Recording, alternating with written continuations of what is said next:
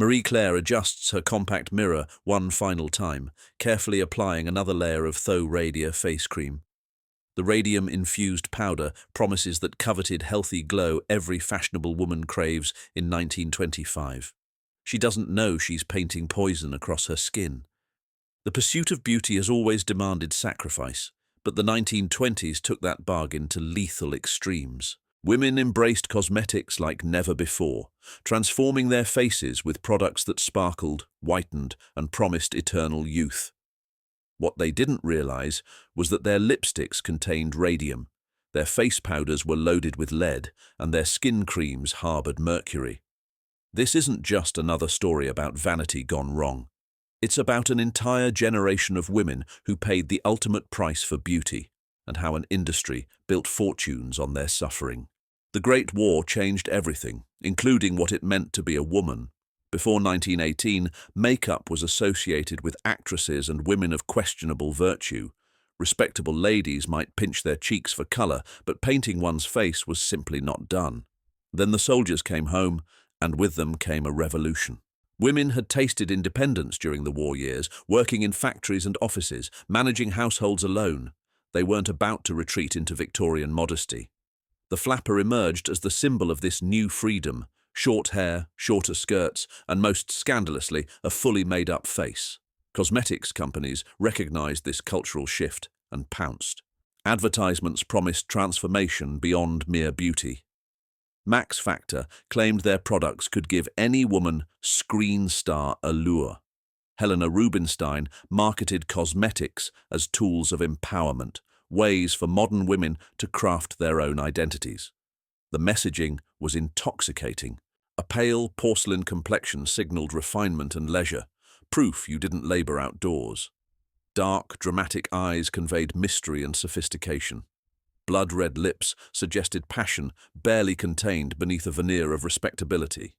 Mass production made these transformations affordable for working women, not just society wives. Department stores created elaborate cosmetics counters where shop girls could experiment with the same products worn by movie stars. For the first time in history, beauty became democratic. The parallel to today's beauty influence is striking. Just as social media creates desire for specific looks through endless repetition, 1920s advertising hammered home singular beauty ideals through magazines, billboards, and radio. Women studied advertisements like instruction manuals, learning to contour their faces according to the latest Hollywood trends. Beauty brands understood they weren't just selling products, they were selling dreams. Pond's cold cream promised to keep that schoolgirl complexion. Maybelline claimed their mascara would make eyes speak volumes. These weren't mere cosmetics, they were tickets to a better life, romance, success. The industry exploded. By 1929, Americans spent over $750 million annually on cosmetics, equivalent to roughly $11 billion today. Women who had never owned more than a bar of soap suddenly possessed elaborate beauty arsenals: foundation, powder, rouge, lipstick, eyeshadow, mascara, and specialized creams for every conceivable purpose. What made these miraculous transformations possible were the ingredients themselves.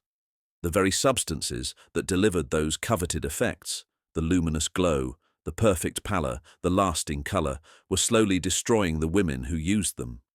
The secret to that coveted luminous complexion wasn't healthy living or good genetics, it was radium, a radioactive element that literally glowed in the dark. Radium had captured the public imagination since Marie Curie's Nobel Prize-winning research. Here was an element that seemed almost magical, emitting its own light and energy. Entrepreneurs quickly realized they could market this wonder substance to beauty-conscious consumers. Faux Radium became one of the most popular radium-infused cosmetic lines, promising users a scientific approach to beauty. Their face creams contained actual radium particles, marketed as providing a natural, healthy glow from within. The company's advertisements featured elegant women whose skin seemed to emanate light, which, terrifyingly, it actually did.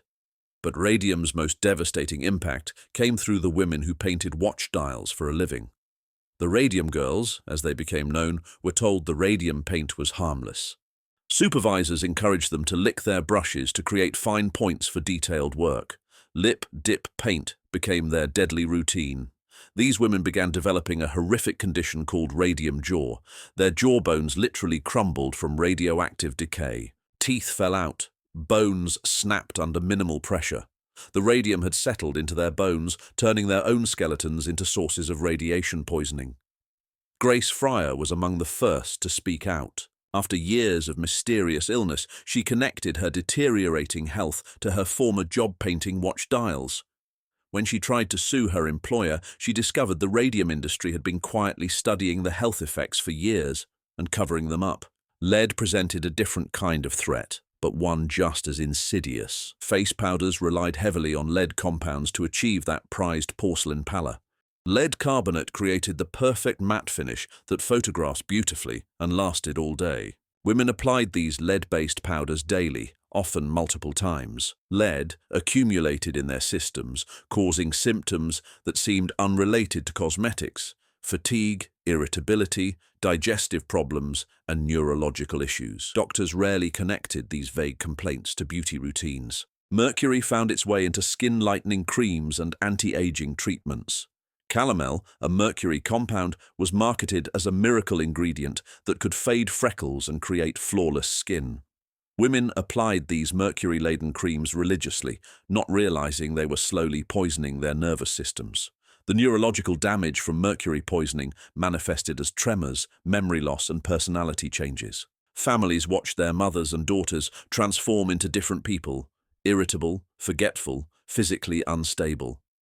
The connection to their daily beauty routines remained hidden. Antimony and arsenic lurked in kohl and eyelash dyes, creating those dramatic, smoky eyes that defined 1920s glamour. These heavy metals caused immediate reactions in some women: swollen eyelids, rashes, and severe allergic responses.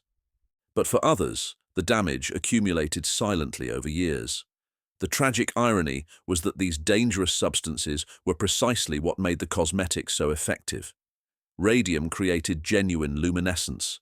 Lead provided unmatched opacity and staying power. Mercury could actually lighten skin tone.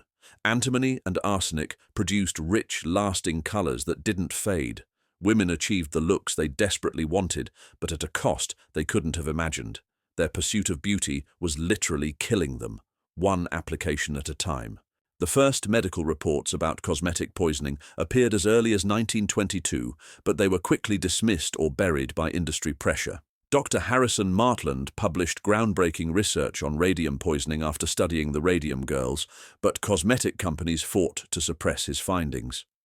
The challenge for doctors was connecting chronic, seemingly unrelated symptoms to daily beauty routines.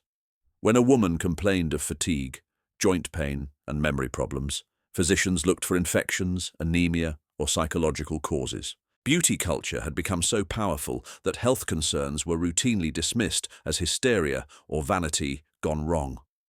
Women who complained about reactions to cosmetics were told they were being dramatic or attention-seeking. The medical establishment, dominated by men, often failed to take women's health complaints seriously under the best circumstances. Meanwhile, women were suffering in silence. Margaret Carlo, a dial painter, watched her jaw literally disintegrate. Doctors told her it was a dental problem. When her condition worsened, they suggested it was psychosomatic. Only years later did specialists recognize the distinctive pattern of radium poisoning.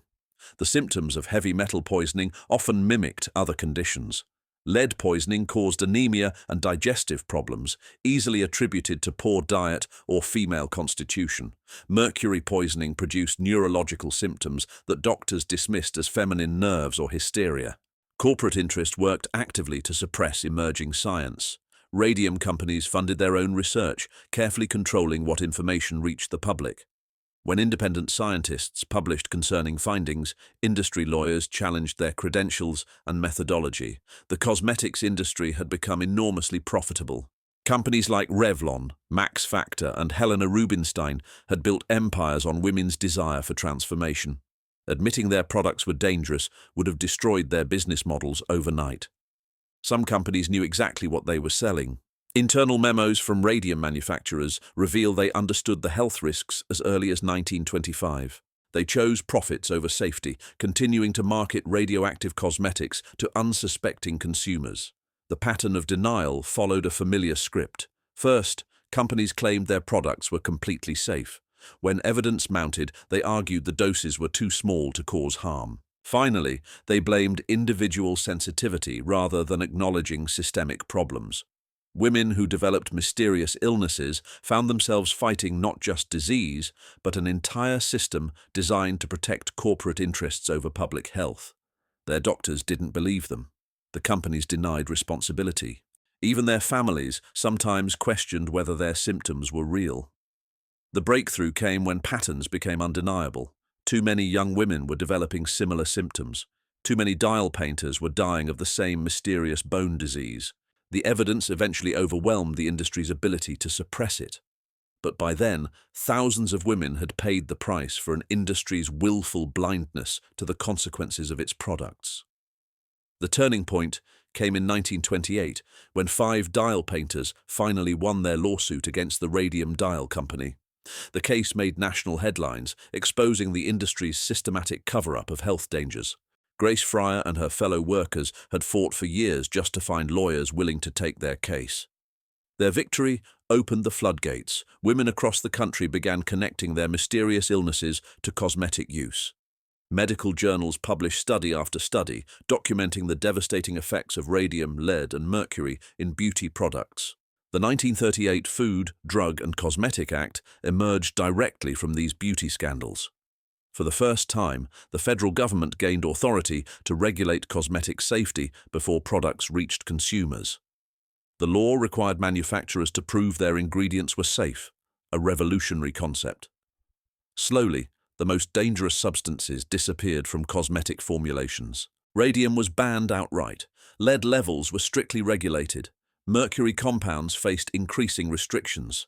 The industry fought these changes every step, claiming they would destroy innovation and increase costs. But the cultural memory of poisoned beauty lingered. The phrase, "suffering for beauty," took on new, literal meaning. Women became more skeptical of miraculous claims and wonder ingredients. Today's beauty industry faces similar questions about PFAS in waterproof mascara, formaldehyde in hair straighteners, and counterfeit products flooding online markets. The 1920s makeup revolution promised liberation through transformation, but delivered tragedy through ignorance. Behind the glamorous facade of jazz-age beauty lay a human cost that took decades to fully understand. That tension between desire and safety continues today, reminding us that the most dangerous products are often the ones that work exactly as promised. Which 1920s beauty risk surprised you most? And don't forget to subscribe to Untold Twinities for more hidden stories from the decade that changed everything.